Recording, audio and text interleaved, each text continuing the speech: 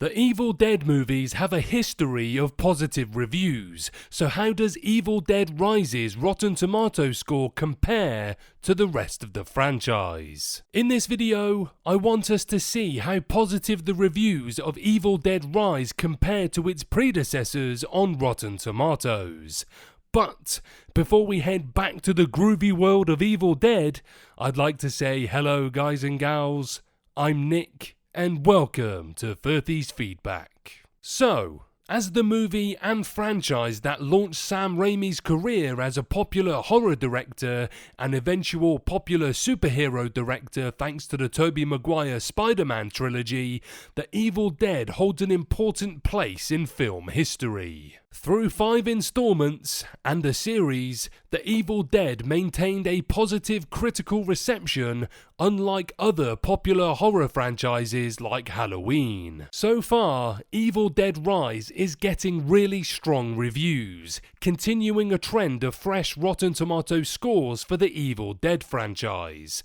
While Bruce Campbell starred as Ash Williams in the first Evil Dead trilogy, all 3 of which are directed by Raimi, he only had a cameo in the 4th movie and has teased an Evil Dead Rise cameo, although Campbell and Raimi remain as producers on both Evil Dead and Evil Dead Rise. Regardless, with early reviews for Evil Dead Rise giving it a strong, fresh Rotten Tomatoes score, how does it compare against the other Evil Dead movies? Evil Dead Rise currently sports a 96% Rotten Tomatoes score, the best score of the entire Evil Dead franchise. The original Evil Dead has an 85% score, Evil Dead 2 has an 88% score, Army of Darkness has a 69% score, and Evil Dead 2013 has a 63% score. The franchise has a perfect record of fresh Rotten Tomatoes score, but Evil Dead Rise's 96% is 16 points higher than the 80% average and 8% higher than the Evil Dead at 88%.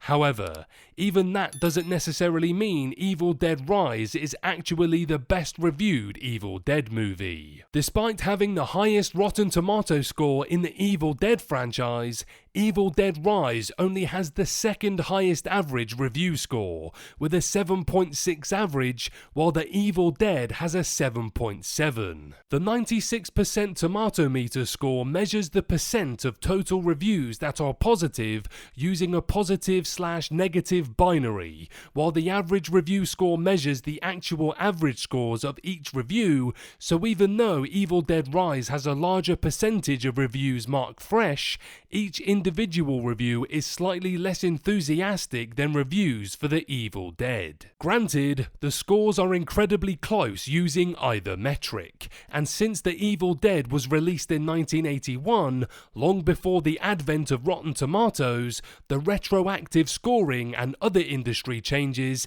make it hard to treat the score as an apples-to-apples comparison. Rotten Tomatoes should never be taken as an absolute indicator of quality, even if the review data can provide interesting insight to contrast critical opinions towards movies over time. Regardless of exactly how Evil Dead Rise gets ranked against the rest of the Evil Dead movies, the continued critical enthusiasm towards the franchise should be a good sign for fans of the Evil Dead films. What do you guys think? Will Evil Dead Rise compare to the original? And are you looking forward to Ash making a cameo in it?